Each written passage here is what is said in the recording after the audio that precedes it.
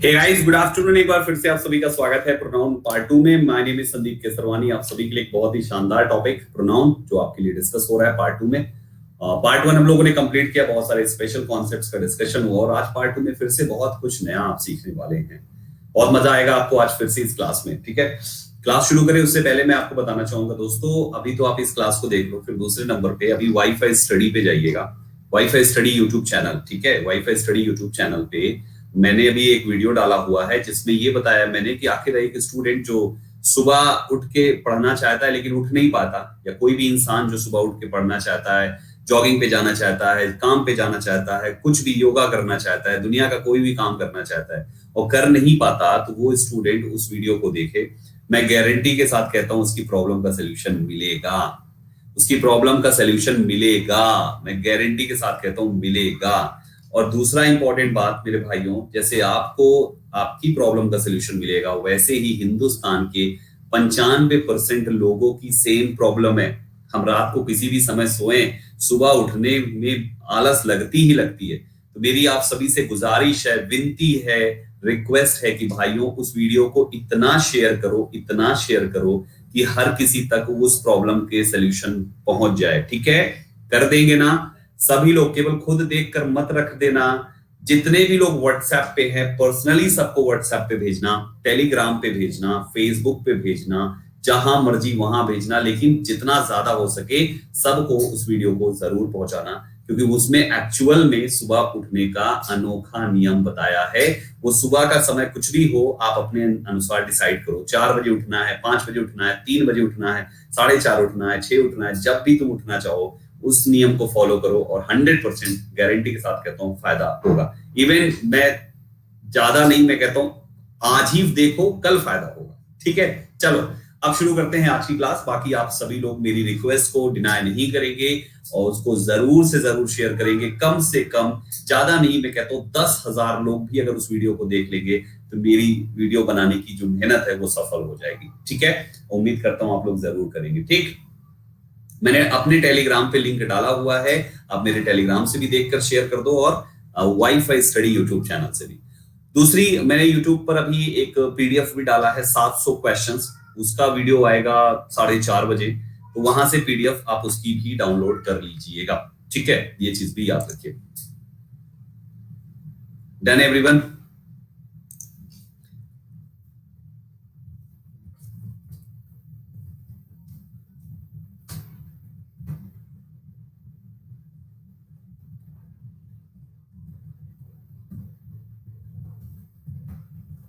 Right everybody? ठीक है, चलिए, तो ये तो बात हो गई। हाँ, तो हम लोग आते हैं, शुरू करते हैं आज की क्लास। तो प्रोनाउन पार्ट 2 पे हम लोग बात करने वाले हैं। जो भी भाई फर्स्ट टाइम क्लास में है वो सबसे पहला काम करें, मेरी प्रोफाइल को फॉलो कर लें, सो दैट उन तक हर एक क्लास की नोटिफिकेशन टाइम पे पहुंचती रहे, तो कोई भी क्लास उनकी छूटने ना पाए। ठीक है, सो जरूर से जरूर प्रोफाइल को फॉलो कर लीजिएगा। दूसरी इंपॉर्टेंट बात, मेरी रेगुलर क्लास की टाइमिंग कुछ इस प्रकार से है। सुबह 8:45 से शुरू होती है, फिर 10 बजे, 2:30 बजे, 9 बजे। आज भी है, आज आप सभी लोगों के लिए 2:30 बजे एक क्लास लेकर आ रहा हूं जिसमें मैं 4 टॉपिक पढ़ाऊंगा। Synonyms, antonyms, one word substitutions, idioms and phrases. आप सबको पढ़ना चाहिए, तो अभी तो प्रोनाउन पढ़ लो, फिर 2:30 से 3, 3:15 तक मेरे साथ ये 4 टॉपिक्स फिर पढ़ना। ठीक है, वाईफाई स्टडी यूट्यूब चैनल लिख लो, याद रखना, भूल मत जाना। आइए शुरू करते हैं। तो भाइयों, कल प्रोनाउन जब हम लोगों ने किया, तो कल हमने किया था प्रॉपर नहीं, पर्सनल प्रोनाउन। प्रॉपर नाउन होता है, पर्सनल प्रोनाउन किया था, है ना? और पर्सनल प्रोनाउन पूरा नहीं किया था, पर्सनल में केवल सब्जेक्टिव और ऑब्जेक्टिव किया था बस।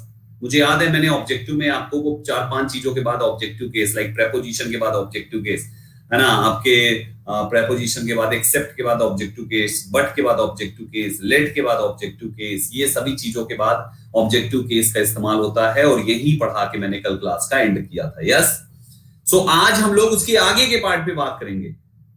आज उसके आगे की बात करेंगे। ठीक है, चलो तो डायरेक्ट आगे पहुंचते हैं। देखो, लाइन याद करो, सब्जेक्टिव था, फिर ऑब्जेक्टिव था, पोजीशन फर्स्ट था, पोजीशन सेकंड। मेरे सारे भाई बहन, जितने मेरे बच्चे हैं जो मेरी कल की क्लास पे नहीं थे, हो सकता है आज की क्लास उनको हवा हवाई लगे। अगर ऐसा होता है तो प्लीज प्लीज प्लीज कल पार्ट 1 देखने के बाद इसको फिर से देखना, तब आपको फायदा होगा कल वाली क्लास देखने के बाद। ठीक है, चलो तो पजेसिव एडजेक्टिव आज हम बात करने वाले हैं। What is possessive adjective? ठीक, तो हमारे पास इसकी लिस्ट में था कल, मतलब अरे यार परसों वाली क्लास जो हुई थी, कल मतलब परसों, इसके पहले वाली क्लास। तुम सब पगलेटन हो क्या? एकदम से पगलेटन हो क्या? पगलेटी हो क्या? अरे कल का मतलब समझ जाओ मैं क्या कहना चाह रहा हूं। चलो यहां पे आ जाओ। तो यहां पे पजेसिव एडजेक्टिव का मतलब है जो हमारी लिस्ट है प्रोनाउन की, जैसे माय हो गया, आर हो गया, योर हो गया, हिज हो गया, हर हो गया, है ना, इट्स है, देयर है, एक और अंतिम में शब्द बचता है दैट इज वंस। सबको देख लो, इनको अच्छे से समझ लो, क्योंकि भैया जी प्रॉब्लम इनसे पूछी जाती है एग्जाम में। अब मैं कहानी बनाने वाला हूं इन सभी को लेकर। सो इनके जो एग्जाम्पल्स, इनके जो यूजेस हैं, सबसे आसान वाला यूज मैं एक एग्जाम्पल से समझाता हूं, समझ में सब आएगा, समझते चलो।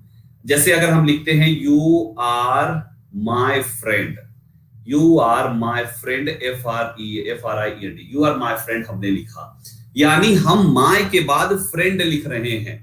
लॉजिक समझो, हमने माय के बाद फ्रेंड का इस्तेमाल किया। फ्रेंड एक नाउन है, माय पजेसिव एडजेक्टिव है।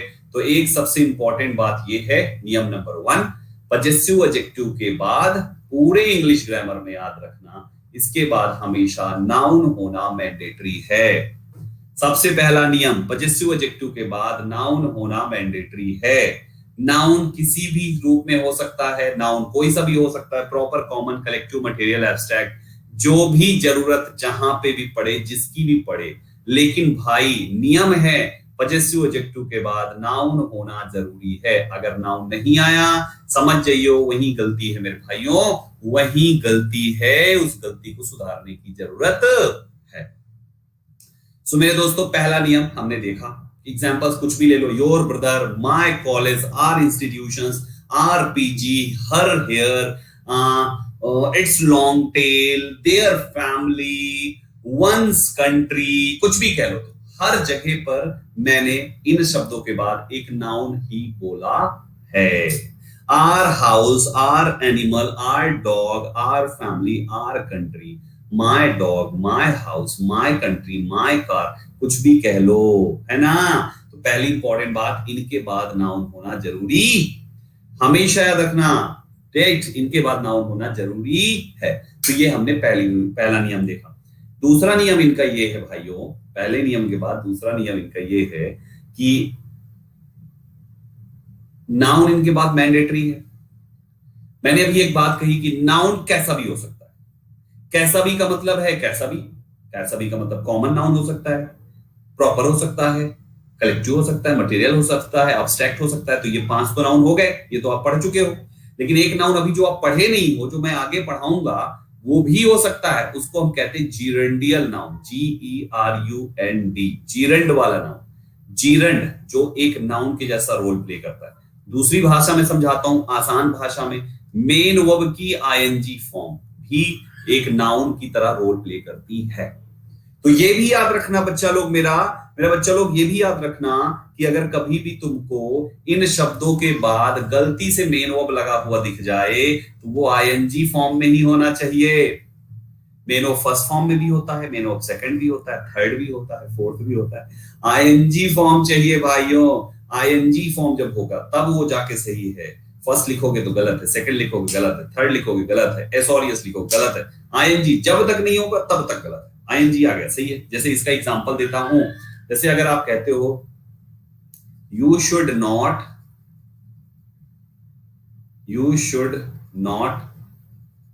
माइंड, तुम्हें बुरा नहीं मानना चाहिए, my goes out late night. एक पत्नी अपने पति से कह रही है, एक बिगड़ी हुई आवारा पत्नी अपने सही सुधीर टाइप का, एकदम सज्जन टाइप के पति से कह रही है, you should not mind my goes out late night. मेरे दोस्त, तो माय के बाद मेन वर्ब लगा दिया, मेन वर्ब लगाया नहीं कि गोज गलत है। तुमको क्या बोला मैंने, ING लगेगा अगर उसके बाद कोई भी मेन वर्ब आएगा तो। देखो नाउन तो तुम पहचान ही जा रहे हो, वो तो पढ़ा ही चुका हूं, ये अभी आगे पढ़ाऊंगा, लेकिन इतना तो यही सीख लो, है ना, कि अगर मेन वर्ब लिखा होगा तो आईएनजी आएगा, दैट्स इट। तो my going out, his playing, they are dancing, or managing anything. Are you getting my point?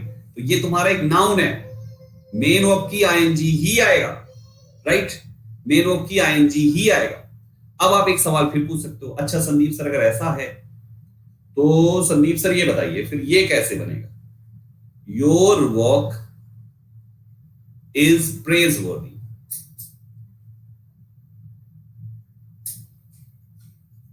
Your work is प्रेजवर्दी।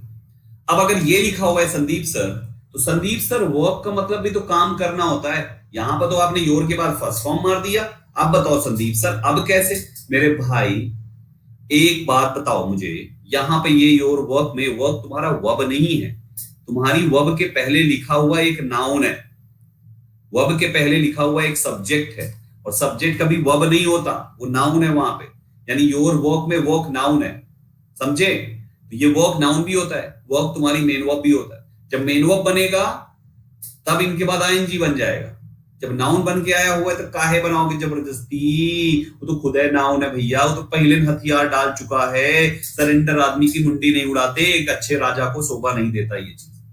तो वो तो खुद ही नाउन बना बैठा हुआ है, तो उसको साथ आईएनजी बनाने की जरूरत। तो मेरे भाइयों इस चीज को याद रखिएगा कि यहां per your work is प्रेजवर्दी। प्रेजवर्दी means होता है तारीफे योग्य, तारीफे योग्य है, ठीक है। तो हमेशा इस बात को याद रखना कि जब कभी भी ऐसी कंडीशन बनती है, मतलब सिंपल भाषा में, सिंपल छे भाई, मैं बता रहा हूं सिंपल, इनके बाद नाउन आता है, दैट्स इट। इससे ज्यादा तुमको कुछ याद नहीं रखना है, बस नाउन क्या है वो तुमको पहचानना है, समझ रहे हो? इनके बाद नाउन आता है, बात खत्म, ठीक। अब इनके बाद नाउन आता है, ये कहानी तो हमने सीख ली, लेकिन इनके बाद कुछ ऐसे नाउन है जो एकदम अड़ियल है, कहते हैं हम इनके बाद नहीं लगेंगे चाहे जौन कह लो। ये तो बिल्कुल से ऐसे हैं जैसे बचपन से एक दूसरे से लड़ने वाले लड़का और लड़की की शादी करा दो। शादी तो हो गई कि भाई इनके बाद नाउन आता है, शादी तो करा दी तुमने, लेकिन भाई वो साथ नहीं रहते। ऐसे कुछ वर्ड्स की लिस्ट है, आइए मैं आपको बताता हूं। वो वर्ड्स की लिस्ट है कुछ इस प्रकार से। रूल नंबर दूसरा, सबसे पहले देखिए वर्ड्स की लिस्ट है, leave, favour, report, separation, excuse, site, pardon, mention के साथ पजेसिव एडजेक्टिव। उसे नहीं करते नहीं, ये यूज नहीं करते लिखना था, समझे? ये वही है जो बचपन से पड़ोसी, एक लड़का और एक लड़की बचपन से लड़ते थे, एक दूसरे की चुटिया और बाल उखाड़ा करते थे, चपेटे मारा करते थे, लत्ती मारा करते थे, और अचानक कुछ ऐसा माहौल बना कि बड़े होकर उनकी शादी करा दी। अब सोचो, बचपन का झगड़ा, शादी तो हो गई भाई साहब, लेकिन साथ नहीं है। शादी तो हो गई तो बिल्कुल वही है, नियम वही है, लेकिन दोस्तों हमेशा याद रखिएगा इन शब्दों के पहले पजेसिव एडजेक्टिव नहीं लगता, या तो यूं कहिए कि इनके बाद आपका मतलब पजेसिव एडजेक्टिव के बाद ये नहीं आ सकते। अब यहां पर क्या होना चाहिए, एग्जांपल समझो। अगर कहीं पर लिखा हुआ है पुट योर साइट, तो गलत है। योर के बाद साइट या साइट के पहले योर, माय, हिज, हर नहीं आ सकता। होना क्या चाहिए, साइट ऑफ यू होना चाहिए, है ना। Your leave will not be considered, तुम्हारी छुट्टी कंसीडर नहीं होगी। लोग बोलते हैं ना मुझे लीव चाहिए, मेरी लीव कंसीडर कीजिए, please consider my leave, please consider my leave. तुम लाइनें गलत बोलते हो, इसीलिए तो कंसीडर ना करता मैनेजर। सही बोलो उसको, ग्रामेटिकली सही बोलो, sir please consider the leave of mine, the leave of mine, consider the leave of mine. तुम्हारी रिपोर्ट गलत है, योर रिपोर्ट इज रॉन्ग कहना गलत है, report of you is wrong. मेरा फेवर कीजिए, मुझे तुम्हारे फेवर की जरूरत नहीं है। I don't need your favour गलत है, I need favour of you, या I don't need favour of you. Pardon का मतलब होता है क्षमा, ठीक। ऐसे ही तुम्हारा एक्सक्यूज अब मुझ पे नहीं चलेगा, मैनेजर ने बोला तुम्हारा एक्सक्यूज, योर एक्सक्यूज गलत है, एक्सक्यूज ऑफ यू होता है, सेपरेशन फ्रॉम यू होता है, साइट ऑफ यू होता है ना, पार्डन ऑफ यू होता है, पार्डन ऑफ मी, मतलब जो भी चाहो इसका भी पार्डन हो, राइट एवरीबॉडी। हमेशा याद रखना इन शब्दों का इनके पहले पजेसिव नहीं लगाते, एरर आती है, और आप यही तो बोलते हो, लाइन ही आप यही बोलते हो हमेशा गलत वाली। आज जान लो, आज से सही बोलना, ठीक है मेरे भाइयों। ऐसे करके ये पॉइंट याद रखना। याद रहेगा। मैंने कहा ना, ये बचपन के ऐसे दो दोस्त हैं जिनमें आज तक दोस्ती नहीं हुई। बचपन की ये ऐसे दो दोस्त हैं जिनमें आज तक दोस्ती नहीं हुई दोस्तों। तो ये ऐसे दो दोस्त हैं, ऐसे दो दोस्त मतलब एक दोस्त है पॉजिटिव एडजेक्टिव, दूसरे दोस्त है ये नाउन की लिस्ट। चंद नाउन है यार, 10 तो भी नहीं होंगे, हैं 8 हैं, 8 याद कर लो बस, इतना ही है। राइट एवरीबॉडी, याद रहेगा। हाउ टू रिमेंबर, देखो रिमेंबर कैसे करना है, ये ले लो। छुट्टी नहीं मिलेगी, तुम चाहे जितना फेवर करो, रिपोर्ट बनाओ, अलग हो जाओ, इतने एक्सक्यूजेस दे लो, लेकिन तुम्हारी साइट, तुम्हारी जो साइट मतलब होता है दृष्टि, नजर, तुम्हारी नजर ऐसी है कि तुम्हें पार्डन नहीं मिलेगा। तुम चाहे जहां जाके मेंशन करो इस बात को। बन गई कहानी, बस इसी कहानी से याद रखना, बात खत्म। छुट्टी नहीं मिलेगी, लीव नहीं मिलेगी, छुट्टी नहीं मिलेगी, लीव नहीं मिलेगी। तुम चाहे जिसका फेवर करो, है ना, रिपोर्ट बनाओ, मुझसे सेपरेट हो जाओ, 1000 एक्सक्यूज दे लो, लेकिन तुम्हारी इस साइट के लिए तुम्हें पार्डन नहीं मिलेगा, चाहे जहां मेंशन कर दो। लो, बन गई कहानी। तो ऐसे करके याद रखना है, ठीक है। आई होप याद हो गया होगा। तो ये इंपॉर्टेंट बात हमने सीखी। अगला इंपॉर्टेंट बात देखो, ये पॉजिटिव एडजेक्टिव का ये नोट, ये नया नया नया तरकीब 1 2 3 का क्या है, ये ऑर्डर है भाइयों। हमने जब सब्जेक्टिव ऑर्डर बनाया था, कुछ याद है? सब्जेक्टिव ऑर्डर क्या था, बताओ मुझे, चलो बताओ। What was subjective order? Subjective order क्या था? सब्जेक्टिव ऑर्डर 2 थे ना, याद है? 1 2 3 2 3 1, ये तुम्हारा क्या था? Subjective order. ऐसा ही तुम्हारा पॉजिटिव ऑर्डर भी होता है। पॉजिटिव ऑर्डर में पॉजिटिव एडजेक्टिव ऑर्डर, ये याद रखना, पॉजिटिव एडजेक्टिव ऑर्डर, और ये केवल एक होता है, दैट इज 1 2 3। इसका क्या मामला है, इसको समझाता हूं। पहले अगली स्लाइड आओ, देखो मेरे भाइयों, अगर मैं बोलूं कि मैं अपना कार्य कर रहा हूं, तो मैं इसका ट्रांसलेशन करूंगा आई एम डूइंग। मैं कर रहा हूं अपना कार्य, कार्य लिख दिया। अब अपना की इंग्लिश क्या लिखोगे? मैं अपना कार्य कर रहा हूं, मैं यहां पे अपना की इंग्लिश क्या लिखोगे? बोलो जल्दी से। मैं अपना कार्य कर रहा हूं, I am doing my work लिखोगे। शाबाश, इंटेलिजेंट हो आप लोग यार, इंटेलिजेंट हो, बहुत बढ़िया। I am doing my work लिखोगे, शाबाश। अगर मैं आई की जगह पे वी लिख दूं तो क्या कर दोगे? यहाँ पे आर वर्क कर दोगे। अगर यहाँ पे ही लिख दूं तो क्या कर दोगे तुम? यहाँ पे हिज वर्क कर दोगे। यहाँ शी कर दूं तो क्या लिखोगे? जल्दी बोलो, तेजी से कमेंट में हर लिख दोगे। अगर यहाँ पे इट कर दूं तो क्या करोगे भाइयों? अगर इट कर दूं तो क्या करोगे तुम? इट्स कर दोगे, इट्स कर दोगे ना। अगर मैं, इट हो गया। अगर मैं यहाँ पे वन कर दूं तो क्या कर दोगे तुम? यहाँ पे वंस हो जाएगा। पॉजिटिव एडजेक्टिव तो लिखोगे ना उसका। और क्या बचा है भाई? यू कर दूं तो क्या कर दोगे तुम? योर कर दोगे ना यहाँ पे। मतलब कुल मिला के सब्जेक्ट जैसा होगा उसी का पॉजिटिव लिखा जाता है, राइट? जो सब्जेक्ट होगा उसी का पॉजिटिव, है ना? जो सब्जेक्ट होगा उसी का पॉजिटिव, यही तो मैं कब से लिखा रहा हूं। तो मेरे भाइयों, अगर सब्जेक्ट में एक से ज्यादा प्रोनाउन आ जाए तो तब तो मामले गड़बड़ा जाएगा। अभी सीक्वेंस दिया था ना 2 3 1, 2 यू एंड ही आ गया, तब क्या करोगे भाई? अकेला यू होता तो योर लिख देते, ही होता तो हिज लिख देते, यू एंड ही आ गया, अब क्या करोगे? सोचो, अब सोचो। अगर तुम्हारा आ गया ही एंड आई आ गया, तब क्या करोगे? यू एंड आई आ गया, तब क्या करोगे? अब सोचो, लगाओ दिमाग। दिमाग नंबर 1 लगाओ, सेंटेंस नंबर 2 में, सेंटेंस नंबर 3 में। चलो, तुम्हारे पास 30 सेकंड है, सोच के बताना। मेरे पानी पीने तक का समय है, सोच के बताओ। चलो बच्चा लोग, जल्दी जल्दी।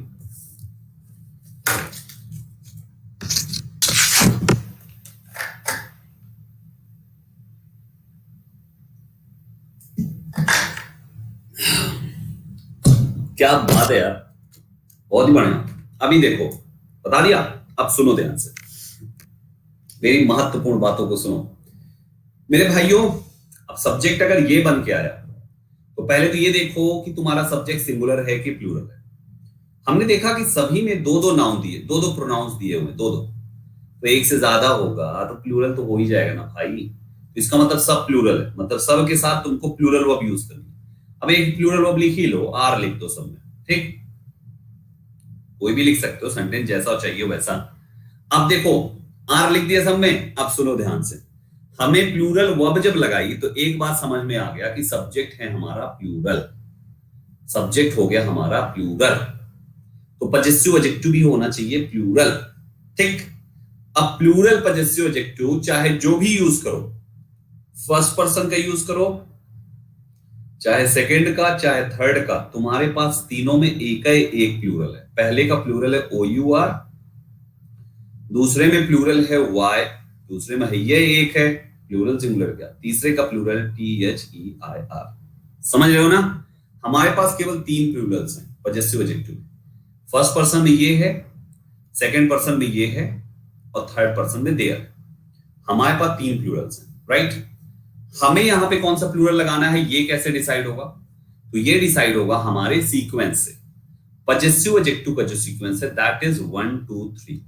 ठीक, आपका जो भी प्रोनाउन है, जो भी प्रोनाउन एज अ सब्जेक्ट बन के बैठा है, उसमें देखो कौन कौन कौन से पर्सन का है, और इधर से शुरू करना। अगर उसमें फर्स्ट पर्सन के साथ सेकंड या थर्ड है तो फर्स्ट पर्सन का प्लूरल लिखना है। अगर फर्स्ट पर्सन नहीं है, केवल सेकंड और थर्ड है, तो सेकंड पर्सन का प्लूरल लिखना है। और आपका अगर फर्स्ट और थर्ड है तब भी तो पहले फर्स्ट आया ना, तो फर्स्ट पर्सन का प्लूरल रखना है।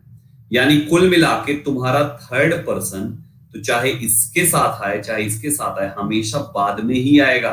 तो बाद वाले का नहीं, पहले वाले का प्लूरल लिखना है, पहले वाले का, राइट?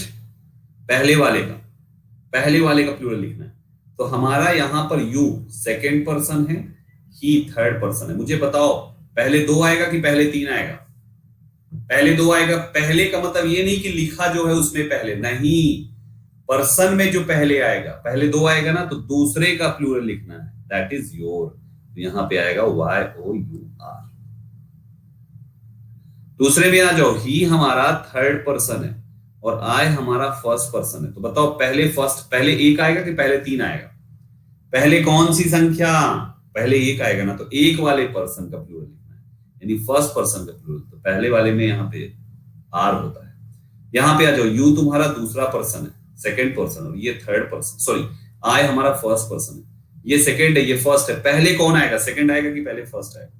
पहले फर्स्ट आएगा, तो यहां पर भी तुमको फर्स्ट का ही प्लूरल लिखना। बन गया बात? अब तुम चाहे इसको प्रोनाउन में बनाओ, चाहे तुम इसको नाउन के साथ लगाओ, तुम्हारी मर्जी, चाहे जिसके साथ खेलो। यू एंड ही लिखो, चाहे यू एंड संतोष लिखो, ही एंड आई लिखो, चाहे संतोष एंड आई लिखो, तुमको मामला वही सेट करना है, right? Right everybody? Logic simple है यार। 3 तो प्लूरल लिख लिए, जो पहले आएगा उसी के अनुसार। बस ये मत देखना कि पहले ये लिखा है, मैं पहले लिखे वाले के हिसाब से नहीं कह रहा, लिखा तुम्हारा कुछ भी हो उससे मतलब नहीं है, पर्सन में जो पहले होगा उसका प्लूरल लगाओ, बात खत्म। अब तुम कहोगे संदीप सर यहाँ पर ही एंड आई है, तो आई का माय होना चाहिए। माय क्यों करेंगे भाई? माय तो सिंगुलर होता है, एक ही आदमी की बात करता है। तो तुम तो केवल इसके अनुसार लगा दिए, इसको भुला दिए, बेवफाई कर जाओगे। हाँ, बेवफा सनम बनोगे आप, नहीं ना, बेवफाई नहीं करनी थे, बेवफाई नहीं। आपको बस देखना है दोनों में पर्सन कौन सा है पहले, जो पर्सन पहले उसी का प्लूरल लगाना है, दैट सेट। वफाना रासाई ओ भोजाई। तो यहां पर इस टाइप से याद रखना मेरे बच्चा लोग, हमेशा फर्स्ट का ही प्रेफरेंस देना, ठीक है? सर एग्जांपल होते हैं इसमें, सर नो एक्सेप्शन, 0 एक्सेप्शन का कॉन्सेप्ट है। एक सिंगल एक्सेप्शन नहीं है, एक सिंगल एक्सेप्शन नहीं है, 0 एक्सेप्शन। केवल यही रूल हर जगह इंप्लीमेंट होगा पजेसिव एडजेक्टिव में, राइट? एग्जांपल ही तो लिखा है। ये परंकी जो है ना, पगलेटी हो क्या परंकी? तो लिख ले यहाँ पे, you and he are doing your work, सब में लिख ले, एक में डूइंग लिख ले, सब में इधर डूइंग लिख ले, इधर वर्क लिख ले, और क्या? ये एग्जांपल ही तो लिखे थे, और क्या लिखे थे हम? हाँ, पगलेटी नो एकदम से, तो ये एग्जांपल ही तो था मेरे बच्ची, लिख लिया, ग्रेट। उम्मीद करता हूं ये वाला रूल भी समझ गया तुम, ठीक? अब बैक साइड आओ, बैक साइड आओ। आप समझ गए ना? पजेसिव एडजेक्टिव ऑर्डर 1 2 3 वो यही था, ठीक? तो हमने पहला रूल निपटा दिया, दूसरा रूल निपटा दिया, अब तीसरे पे आ जाओ। 3 रूल ही है। तीसरा कहता है रिलेटिव प्रोनाउन से पहले आए नाउन के पहले पजेसिव एडजेक्टिव का प्रयोग ना करें, दा का प्रयोग करें। रिलेटिव प्रोनाउन से पहले अगर कोई नाउन आता है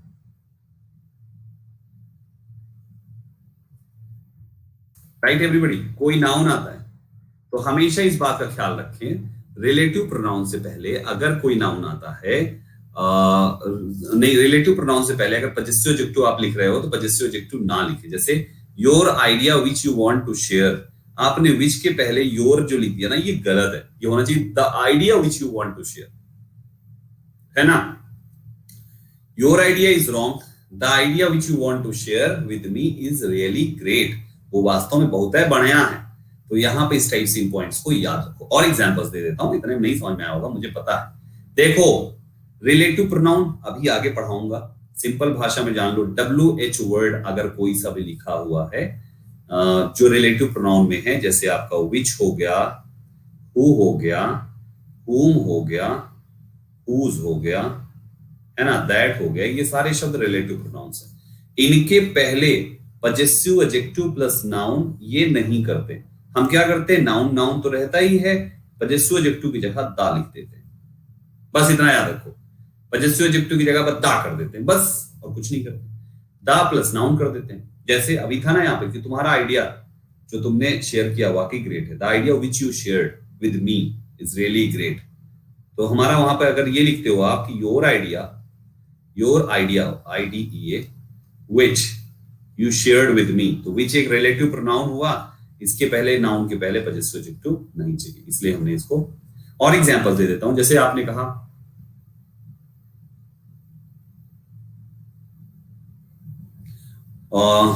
तुम्हारा लड़का जो तुमने मेरे पास भेजा था, जो तुमने बिस्किट खरीदने भेजा था, भाग गया। तुम्हारा लड़का जो तुमने बिस्किट खरीदने भेजा था, अब आप यहां पे ये भेजो कि your boy, your son whom you had sent for buying biscuit, ठीक है, आगे लिख लेना for buying biscuit had run away, ऐसे करके।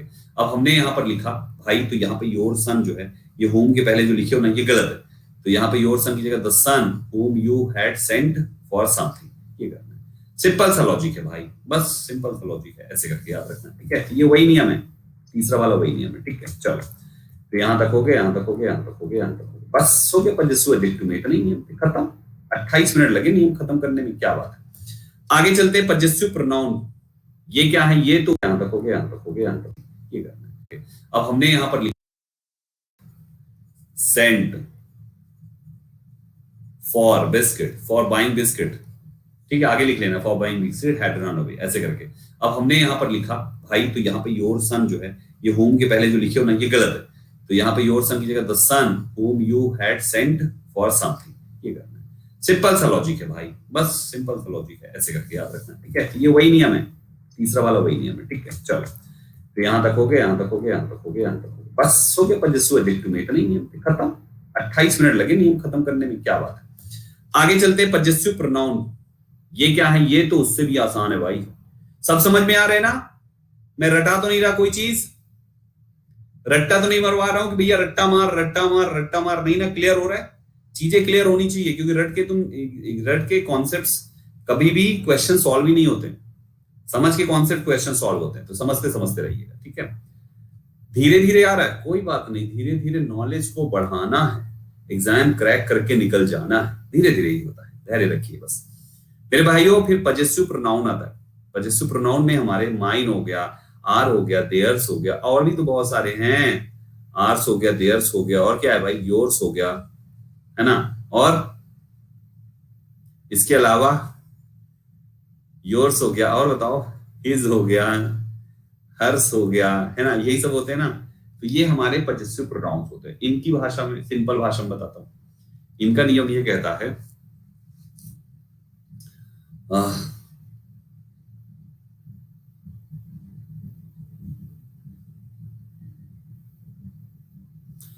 जैसे अगर मैं ये बोलूं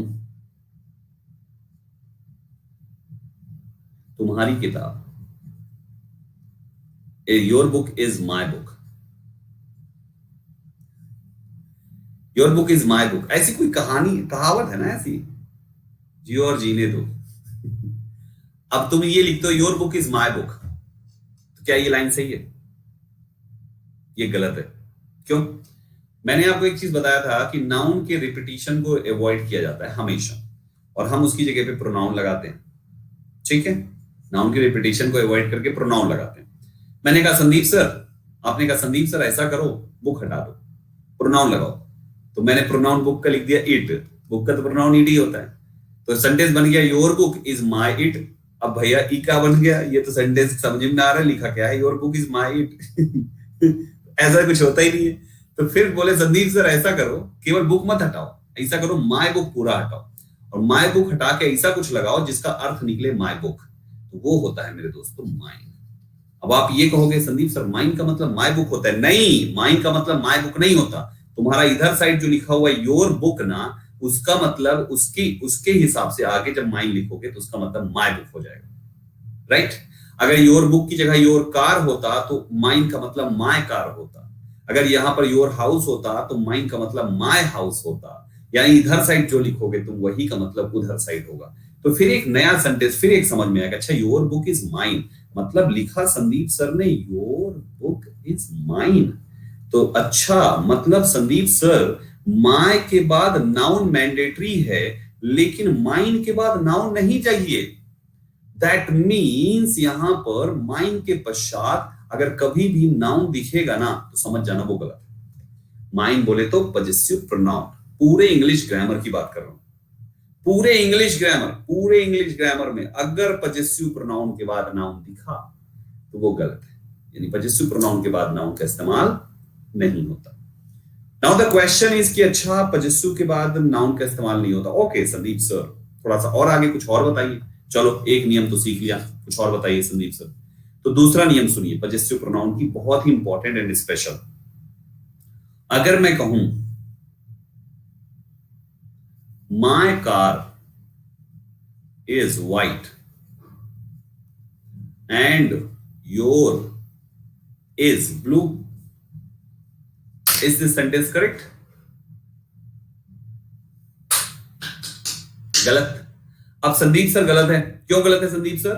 संदीप सर इसमें गलत इसलिए है, पजेसिव एडजेक्टिव के बाद नाउन इधर तो ठीक मार दिया आपने, पजेसिव एडजेक्टिव तो लगाया, नाउन कितने, नाउन लगाइए संदीप सर। संदीप सर डर के लगा दिए, अच्छा कार कार का कंपैरिजन हो रहा है, चलो कार लिख देते हैं, योर कार लिख दिया, योर कार। फिर वहीं पर ग्रामर नागराज बना बैठा हुआ है, ग्रामर कह रहा है मैंने बोला था नाउन रिपीट नहीं होना चाहिए, बोला था मैंने, मारेगा फन।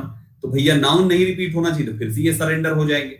अब करे तो क्या करे, तो फिर जब फिर से नाउन की रिपीटेशन को रोकना है और पजेशन शो करना है, पलट के सीधा वही पजेसिव प्रोनाउन में घुस जाओ, और यहां पर योर का पजेसिव प्रोनाउन होता है योर्स, सीधा योर्स आ जाएगा। पजेशन चल रहा है ना, तो प्रोनाउन बदलेगा तो पजेशन वाला ही तो दोगे। तो होना चाहिए यहां पर योर्स इज ब्लू, यानी योर्स इज ब्लू हो गया। अब यहां पर समझ में आया कि अच्छा योर्स का इस्तेमाल हमने किया, YOURS, योर्स इज ब्लू लिखा। Oh my God, that means अगर आप किसी भी वर्ड के लिए वर्ब का इस्तेमाल कर सकते हो तो वो वर्ड उस सेंटेंस का सब्जेक्ट कहलाता है। That means yours word subject हुआ, और योर्स सब्जेक्ट हुआ तो आपका पजेसिव प्रोनाउन भी एक सब्जेक्ट होगा। तो पूरे इंग्लिश ग्रामर का अगला नया नियम आ गया कि माय डियर एस्पायरेंट्स कि पजेसिव प्रोनाउन एक सब्जेक्ट भी बन सकता है किसी भी सेंटेंस में, किसी भी सेंटेंस में पजेसिव प्रोनाउन एक सब्जेक्ट भी बन सकता है, क्योंकि हमने तो यहां पर वही कर दिया। Are you getting my point? Possessive pronoun subject बन सकता है, लेकिन पजेसिव एडजेक्टिव बिना नाउन के कभी सब्जेक्ट नहीं बन सकता। उसको तो नाउन चाहिए, वो तो बेचारा ऐसी जो है लंगड़ा लंगड़ा के चल रहा है। Are you getting my point? So this is your concept. दूसरा नियम है, पहला नियम उसके बाद नाउन नहीं होना चाहिए। दूसरा नियम, पजेसिव प्रोनाउन को एक सब्जेक्ट के रूप में इस्तेमाल किया जा सकता है। लिखो सब, लिखो लिखो, कहानी मत सुनो मेरी, उस कहानी पे मत जाओ, मेरी कहानी सुनो, लिखते चलो, चीजें यही सीखोगे, कहीं जाने का जरूरत नहीं है, सब यही सीखोगे और पूरा सीखोगे और एक एक इंग्लिश का अक्षर सीख जाओगे। ठीक, अब यहां पे सवाल, अच्छा आपने कहा कि अच्छा संदीप सर ऐसा है, possessive pronoun as a subject, as a subject, तो ठीक है, फिर मेरे इस सवाल का जवाब दीजिए संदीप सर अगर आपको पता हो तो। चलो his is a red car. और अगर संदीप सर मैं इसमें स्लैश मार दूं तो आप कौन सा ऑप्शन चूज करोगे एरर में? ए ऑप्शन कि बी ऑप्शन कि सी ऑप्शन कि डी ऑप्शन कि ई ऑप्शन? और संदीप सर पॉल में बताइए आंसर 30 सेकंड का समय लेके। चलो भाइयों 30 सेकंड का समय लेके बताइए।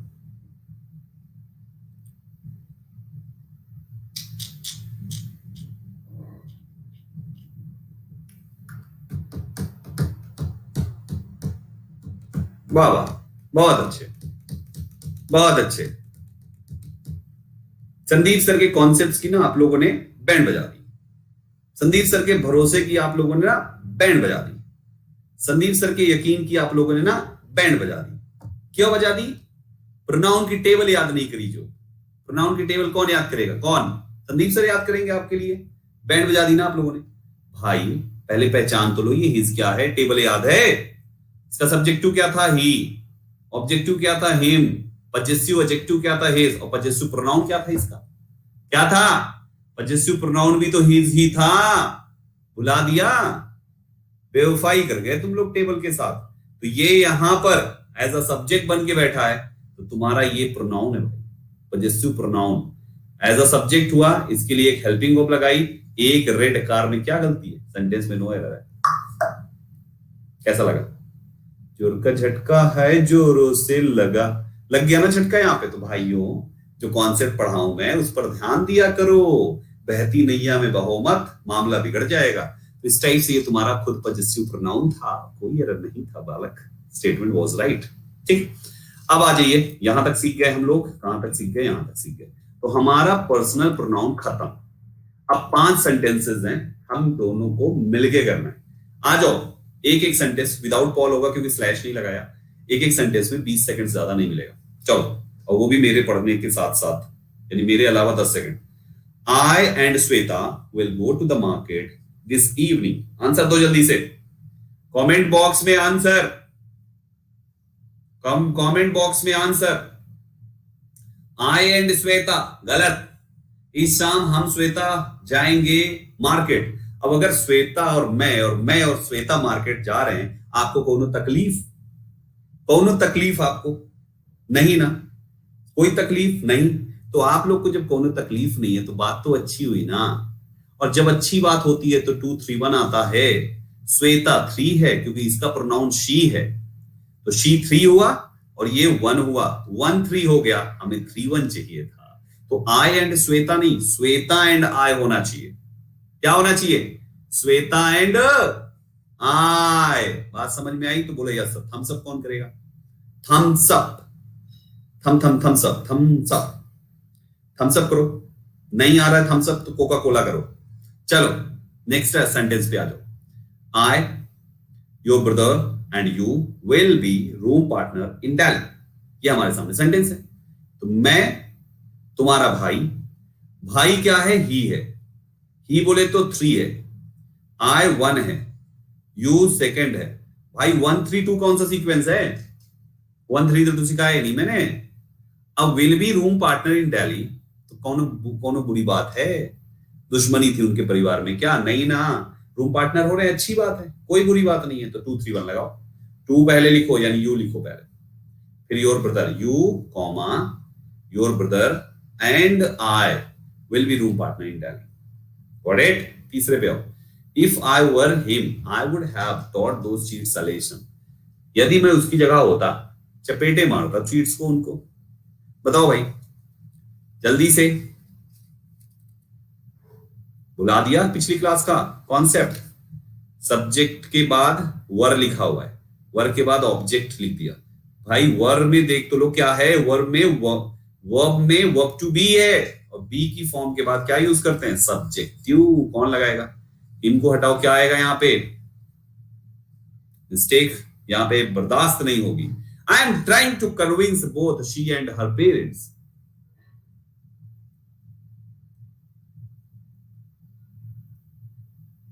बोलो हराएगा। ओ माय गॉड, कौन बोला यहां पे हराएगा? सोच के, बोध के बाद लिखा जा रहा है, सोच कर बताना। यहां पे कौन बोला यहां पे हराएगा? सोच के। सबका लास्ट ऑप्शन नो एरर है, टिक कर सकते हो तुम, चॉइस इज योर्स।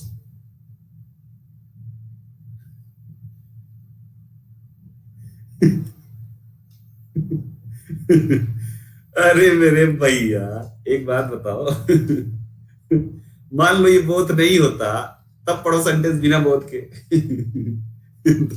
बिना बोध के पढ़ो, बिना बोध के पढ़ो।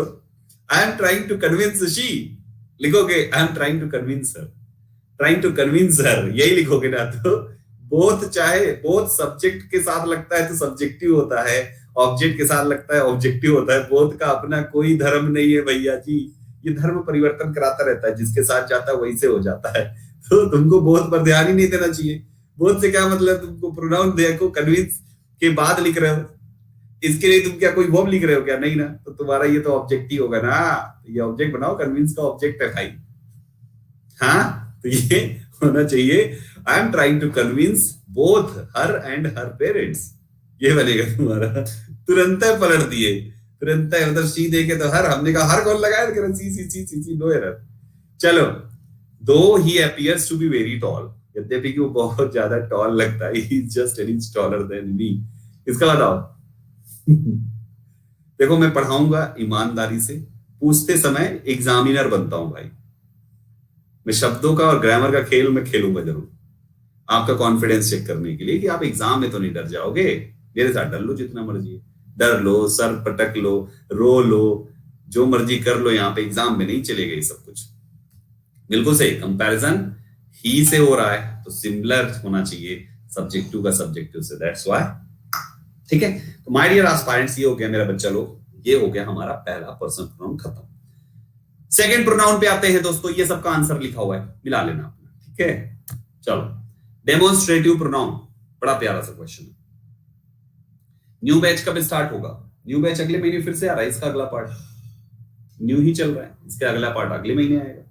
आप लोग चाहे तो हर हर हर हफ्ते एक नया बैच शुरू कर दे संदीप सर, 24 घंटे में 48 बैच पढ़ाएं, है ना? मैं भी सोच रहा हूं रजनीकांत के संगत ज्वाइन करूं, है ना मेरे भाई? एक बैच शुरू हुआ है तो 4 महीने तो 5 महीने तो चलेगा ना, कम से कम 4-5 महीने तो चलेगा। अभी इसको शुरू किया 15 दिन पहले, तो 5 महीने तो पढ़ाने दो यार। इसका अगला अगला पार्ट आएगा हर महीने एक नया। ठीक है, शायद होगी रंकी बेटा, चांसेस थंबनेल लग जाएगा तो समझ जाना, होगी, नहीं लगेगा तो नहीं होगी, फिर मंडे को होगी। अगले पे आ जाओ दोस्तों।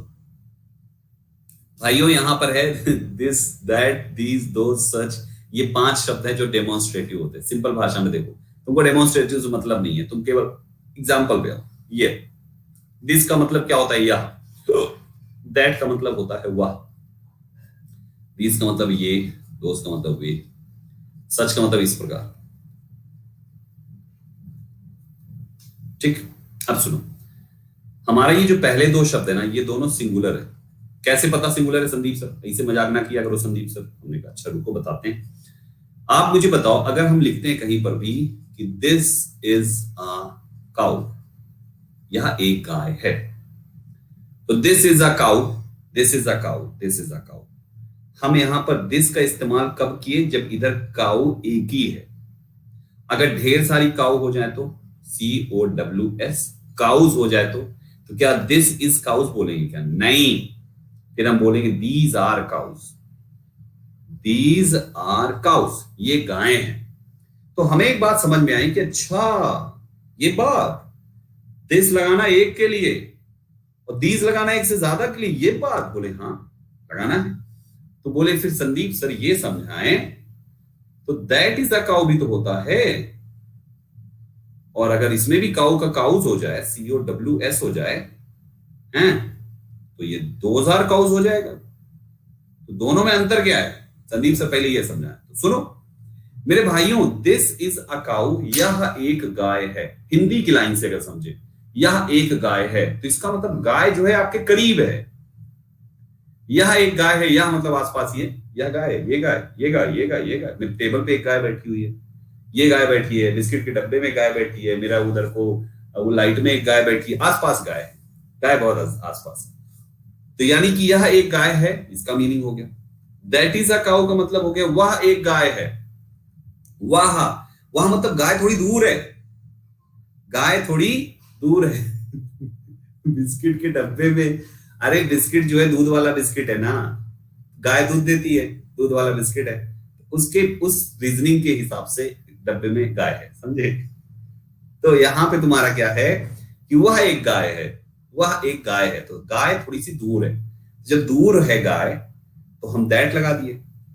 प्लूरल में आ जाओ, दीज आर काउस, ये गायें हैं चारों तरफ, है ना। जैसे आपने गाना सुना है, आज ब्लू है पानी पानी पानी पानी पानी, तो हम यहाँ पे गाना क्या बनाएंगे, आज घर में है गाय गाय गाय गाय गाय। तो ढेर सारी ये काउस है, बहुत सारी काउस आसपास जब दिख जाए, तो करीब हो तो ढेर सारी काउस का प्लूरल। और 2000 काउस वो गाय हैं, तो मतलब दूर कहीं कन्हैया गैया चरा रहे हैं, और गांव वाले देख के कह रहे देखो वो कन्हैया की गाय हैं, तो वो गाय, दैट मींस गाय थोड़ी दूर है। तो हमें ये समझ में आया कि ये जो दिस और दीज है ना, ये पास के लिए होते हैं, जिसको इंग्लिश में नियर बोला जाता है। दैट एंड दोज जो है वो दूर के लिए होते हैं, जिसको इंग्लिश में फॉर बोला जाता है। दिस एंड दैट सिंगुलर होते हैं, दीज एंड दोज प्लूरल होते हैं। बस इतना याद रखो, इससे ज्यादा दिमाग में कुछ नहीं लगाना, एग्जाम में इतने से काम हो जाएगा, ठीक है। इतना याद रखो, बहुत है इतना। अब बात आती है एक सच। सच का मतलब क्या होता है, इस प्रकार का उसका नेचर है, इस प्रकार की ये लोग हैं, इस प्रकार की ये हैं, इस प्रकार की समाज है, इस प्रकार का सोसाइटी है, इस प्रकार का कोरोना का रोना है। इस प्रकार जब भी है तुमको लिख देना है सच, बात खत्म। बस सच के बाद वर्ब कौन सी लगाई, इज लगा दी, लिख दो, हो गया, right. So this is such is like, such के बाद आपको सिंगुलर वर्ब यूज करनी, खत्म, इतनी। एरर कैसे आएगा भैया, एरर आएगा इसमें दैट की जगह दिस लगा देगा। बात कर रहा होगा आसपास की, मतलब दूर की बात कर रहा होगा तो पास लगा देगा, पास की बात कर रहा होगा तो दूर लगा देगा, ठीक है। दूसरी एरर जो एग्जाम में आएगी वो आएगी तुम्हारे वो वाले केस में, जैसे कंपैरिजन का जब कॉन्सेप्ट मैंने आपको बताया था, चलो बता ही देता हूं, जान लीजिए आप लोग एक और बात। जैसे अगर मैं बोलूं, किसी बालक ने कल मुझसे पूछा भी था, किसी बालक ने मुझसे कल पूछा भी था कि संदीप सर ये बताएं, संदीप सर, किसी बालक ने मुझसे ये पूछा भी था, संदीप सर ये बताएं कि क्या था, किसी बालक ने ये पूछा था, संदीप सर ये बताएं, हाँ ये बताएं, कंपैरिजन की केस बताने वाला था मैं, कंपैरिजन में कि संदीप सर ये बताएं like the condition of Delhi is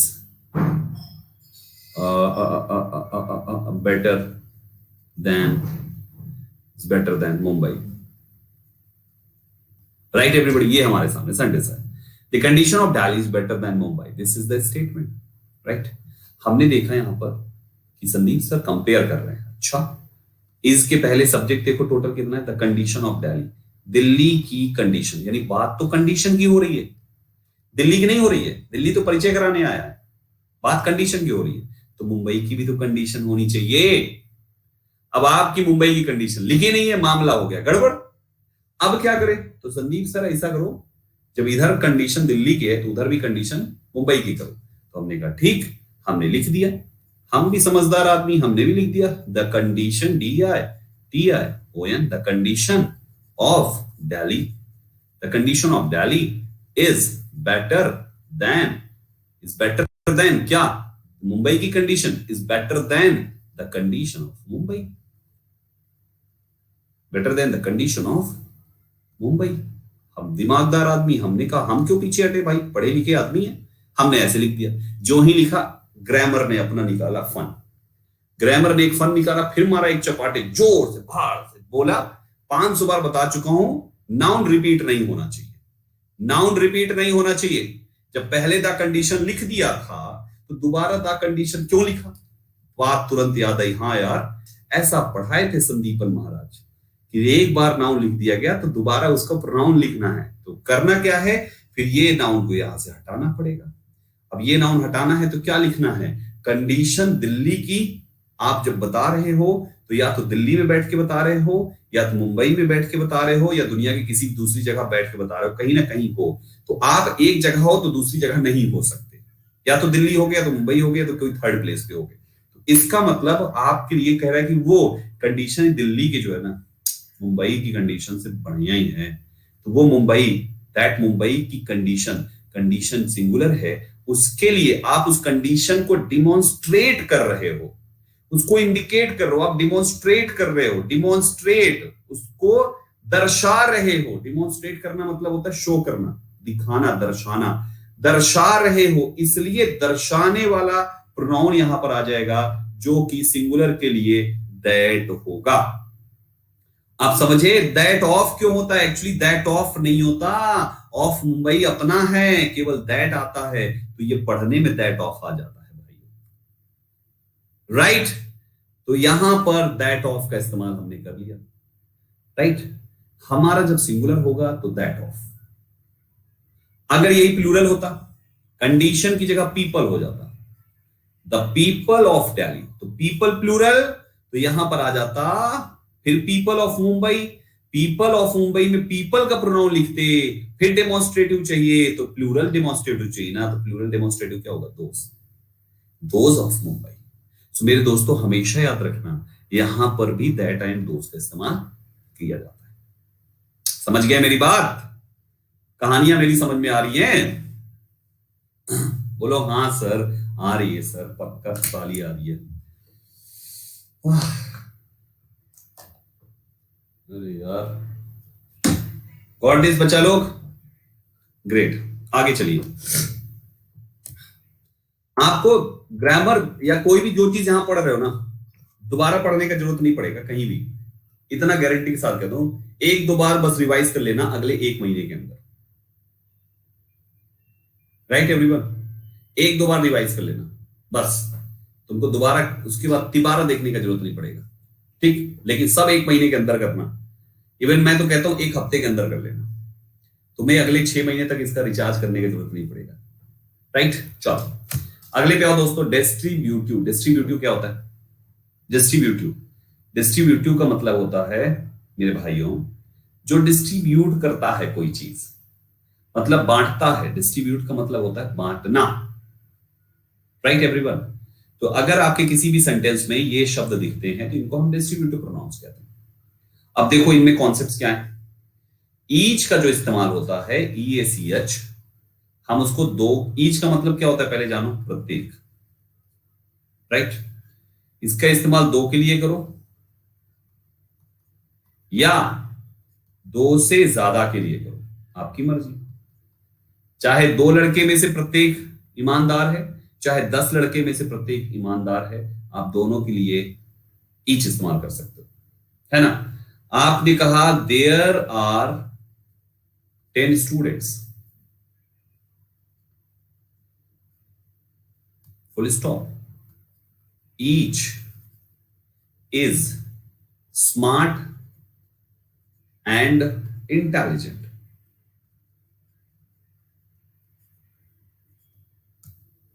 अभी हमने यहां पे 10 स्टूडेंट्स बोला, आप 2 में भी सेम एग्जांपल लिख सकते हो, 10 में भी सेम एग्जांपल लिख सकते हो, बस याद रखना।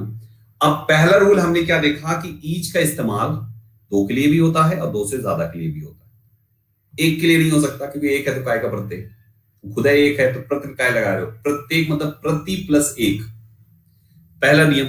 दूसरा नियम यह है कि ईच शब्द जब कभी भी कैसे भी लिखो, कैसे भी का मतलब होता है चाहे जैसे लिखो, चाहे जैसे लिखो, जब कभी भी किसी भी वर्ब के पहले आया ईच या ईच के हिसाब से वर्ब आया, तो याद रखना वो हमेशा सिंगुलर होनी चाहिए। चाहे आप 2 के लिए इस्तेमाल कर रहे हो, चाहे 10 के लिए इस्तेमाल कर रहे हो, चाहे 10,000 के लिए इस्तेमाल कर रहे हो, ईच शब्द के साथ वर्ब हमेशा प्लूरल। अब आप पूछोगे ऐसा क्यों संदीप? Why singular? भैया जी काहे सिंगुलर? 10 स्टूडेंट में से काहे सिंगुलर? तो उसका रीजन मेरे दोस्तों, उसका रीजन ये है कि ईच मतलब होता है प्रत्येक। प्रत्येक को जब बांटोगे तो प्रत्येक को बांटने पे निकलेगा प्रति प्लस एक, प्रति प्लस एक। तो प्रति मतलब होता है एक एक, है ना। प्रत्येक मतलब प्रति प्लस एक, इसमें एक अंदर ही घुसा है, तो ये एक एक करके 1 करोड़ लेना हो तो ले जाओ। इस कारण यहां पर ये एक एक करके चीजें करता है, इसलिए हम यहां पे सिंगुलर वर्ब यूज करते हैं, राइट एवरीवन। तो पहला नियम है कि ईच का इस्तेमाल दो से ज्यादा किसी के लिए भी करो। दूसरा नियम है कि यहां पर इसके साथ वर्ब हमेशा सिंगुलर होनी चाहिए। तीसरा नियम है कि ईच का इस्तेमाल हम 3-4 तरीके से करते हैं। जैसे हम ये लिख सकते हैं, ईच बॉय इज इंटेलिजेंट। सबके एग्जाम्पल से समझ जाना बस। दूसरा लिखा हमने, ईच ऑफ द बॉयज। आप बताओ यहां पे इज लिखें कि आर लिखें? जल्दी बताओ, इज लिखें कि आर लिखें? इज लिखें कि आर लिखें? कुछ लोग अभी भी आर बोले पड़े हैं। पगलैटे के पगलैटे रहेंगे इतना समझाने के बाद भी। समझा चुके हैं कि इसके बाद वो अब सिंगुलर होगा। तुम क्यों ध्यान दे रहे हो बॉयज पे? तुम्हारा ईच लिख गया तो चाहे तुम ईच लिखो चाहे ईच ऑफ लिखो, तुम्हारी वर्ब दोनों में सिंगुलर रहेगी। बस बॉय डायरेक्ट बाद आया तो सिंगुलर, ऑफ लग के आया तो प्लूरल, याद रखना। तीसरा पॉइंट है दोस्तों, आप कुछ हो नाउन ना लिखो तब भी ईच इज स्मार्ट होता है। कोई नाउन ना लिखो तब भी ईच होता है। 3 कंडीशन भी सिंगुलर होता है। चौथी कंडीशन, अगर ईच किसी के बाद लिख दिया आपने, ईच किसी के बाद लिख दिया आपने, जैसे लिख दिया आपने वी ईच, तो वी के अनुसार वर्ब आएगा आर। आपने लिख दिया दे ईच, दे के अनुसार वर्ब आएगा आर। आपने लिख दिया यू ईच, यू के अनुसार वर्ब आएगा, दैट इज आर। आपने लिख दिया रोहन एंड सोहन ईच, भैया रोहन सोहन के अनुसार वर्ब आएगा, दैट इज आर। मतलब जब ईच बाद में गया तब प्लूरल, ईच जब जब पहले रहा, कंडीशन कुछ भी बना दो हमेशा वर्ब सिंगुलर। उम्मीद करता हूं ये पॉइंट मैंने आपको समझा दिया। बात समझ में आई? एक कह रहा है ईच ऑफ देम। अरे पगलैटो प्रशांत मेरा भाई, यार मेरा भाई तेरे से उम्मीद ना थी। तूने कहा ईच ऑफ देम, ये क्या लिखा है पता? ये क्या लिखा है? ईच। ये क्या लिखा है? ऑफ। तेरा इस बॉयज की जगह देम ना हो सकता? इससे मिलान नहीं कर सकता था? ईच ऑफ देम का मतलब क्या होगा? मिलान ना कर सकता था यहां पे? हैं? हो सकता था कि नहीं मिलान? इनके अलावा अब दूसरा कोई एग्जाम्पल निकलेगा नहीं पूरे इंग्लिश ग्रामर के अंदर, बता रहा। एग्जाम्पल है इतना ही, इतने में ही सब बनेंगे। ठीक भाइयों, हमेशा याद रखना, यही तो लिखा है मैंने, ईच ऑफ देम। तेरा बेटा बॉयज की जगह देम लिख ले, तू यू लिख ले, अस लिख ले, कुछ भी लिख ले, तेरी मर्जी। ठीक, सो उम्मीद करता हूं मैंने ईच पॉइंट आपको समझा दिया। Back side of either neither को समझो। ईदर नीदर, देखो इसको आइदर नाइदर भी लोग पढ़ लेते हैं, ईदर नीदर, लेकिन मैं ईदर नीदर पढ़ता हूं। ठीक है, ईदर का मतलब होता है या तो, हमेशा दो के लिए। नीदर मतलब होता है ना तो, हमेशा दो के लिए। बात हमेशा याद रखना, दो ही के लिए चाहिए, ना 3 के लिए चाहिए, ना 1 के लिए चाहिए, ना 300 के लिए चाहिए, केवल 2 के लिए। Right everyone? केवल का मतलब होता है ओनली, ओनली 2 के लिए। सो जैसे आपने कहा ईदर ऑफ द 2 बॉयज, अब 2 के लिए है तो ईदर ऑफ द 2, फिर 2 है तो भैया नाउन तो प्लूरल लिखना ही पड़ेगा। लेकिन वो भाई साहब यहां भी सिंगुलर आएगी। सेम चीज नीदर के केस में भी है, सब कुछ सेम लिखो, यहां पर भी वर्ब हमेशा याद रखना 2 के लिए ईदर नीदर आता है। पॉजिटिव हो तो ईदर, नेगेटिव तो नीदर, लेकिन वर्ब दोनों में सिंगुलर रहेगी भाइयों, वर्ब दोनों की सिंगुलर ही रहेगी। ठीक है, अगला क्या बचा? None one any. इसका फर्क सुनो, नन वन, नन कोई भी नहीं। नन का मतलब हो गया नो वन, कोई भी नहीं। 2 से ज्यादा, that's more than 2, right? One कोई एक, मोर देन 2। एनी कोई भी, मोर देन 2। ये तीनों हमेशा मोर देन 2 के लिए आता है।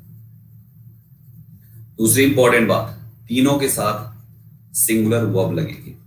तीसरी इंपॉर्टेंट बात, अगर ऑफ लिख के नाउन लिखोगे तो ये नाउन तीनों के साथ प्लूरल ही आएगा। Right everyone? अरे यार खांसी की बात है। ठीक है, तो ये चीज है। Right everyone? ऐसे करके कुल मिला के यहां पे हमने देखा नन वन एनी। इनके एग्जांपल्स देखो, एग्जांपल्स जैसे आपने कहा none of the boys, NONE, none of the boys, तो नाउन प्लूरल यहां हुआ लेकिन वर्ब सिंगुलर आएगी, इज व्हाटसोएवर। तो यहां पे नन लगा है तो इसका मतलब बॉयज की संख्या 3 से ज्यादा है या 3 है। अगर बॉयज की संख्या बता दिया तब तो कंफर्म ही हो गया, नहीं बताया तब भी। ठीक है, वन लिखा तो वन ऑफ दी बॉयज, या बॉयज करो यार, गलत हो जाएगा, बॉयज, यहां भी वर्ब सिंगुलर, तुम्हारा एनी ऑफ दी बॉयज।